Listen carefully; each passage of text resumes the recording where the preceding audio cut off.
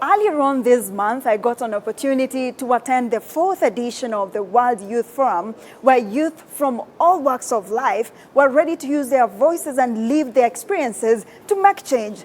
These are some of the youth that I got to engage. It's an opportunity to attend the World Youth Forum. I was also selected to attend an Egyptian program for young entrepreneurs and young leaders in Africa. So being here is an opportunity to show the young people that we can do something great. And then when we come to these platforms to present ourselves, to show what we're doing to the world, then at the end of the day, someone who is out there, they could get more energy to continue doing what they're doing in their community and the country they're living. Wear your own shoes? Exactly. Wow. Tell me about it. You make them from what? I make them out of banana waste. Banana waste? Yeah, they're like the stems which are discarded in the community. I go collect them, and then after I collect them, we extract the banana fibers. Then we make products out of them. And our farmers, and then support young people to revolutionize the fashion industry. In the process, they earn an extra income, they get skills, and as well as we develop material to encounter the problems which are caused by the fashion industry by providing an eco-friendly, cost-effective and energy-free material. In Africa especially, not only in Tanzania, in Africa, we have the very, very poor infrastructure, educational infrastructure. So for instance, I would like to talk to the governments, to talk to the government from Africa, to look on the education infrastructures, look about the buildings, the educations. The buildings are very poor. No modern tools, no any technological equipments for students to learn in a proper environments. For instance, we can find a school with no electricity, no computers, even no toilets. So these are very, very challenging problems of which we as the Africans, we need to solve. Climate change also took prominence in the world event.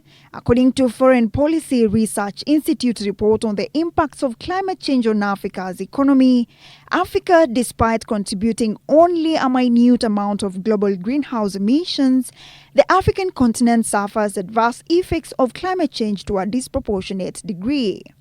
A matter that Egypt head of state Abdel Fattah el-Sisi said it's time for Africa to have candid discussions to curb the menace ahead of the COP27 that will be held in Cairo, Egypt. In Kenya, the worst drought in decades is gripping in, killing livestock and creating humanitarian crisis. Pastoral, the marginal, mixed livelihood zone. And already the pastoral livelihood zone, we are in alarm drought situation. Our nations have witnessed more aggressive locust invasions with far-reaching consequences on communities. And ahead of the upcoming climate summit, the world leader says there is need for Africa to make a radical turning point and all efforts channeled towards curbing climate crisis for the benefit of Africa and the entire world. Last year, we signed a military cooperation agreement with Kenya amongst all other nations, East African nations like Rwanda and others. But now the question is, how far are we in terms of implementation of these particular agreements? How is it so far? Because some of the countries are still grappling with terrorism attacks. بالتالي لما يحصل استقرار في دولنا We signed agreement pacts with Kenya and Rwanda and others because we appreciate their role as an ally in the fight against terrorism in our region. This is important because terrorist groups pose a big threat to the stability of both our countries and that of the entire region and beyond.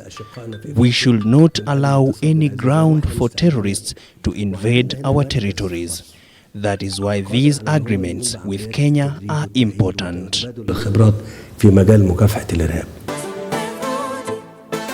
And what a good way to end the summit with our very own Diana Mayonde Nduba representing Kenya in the world event.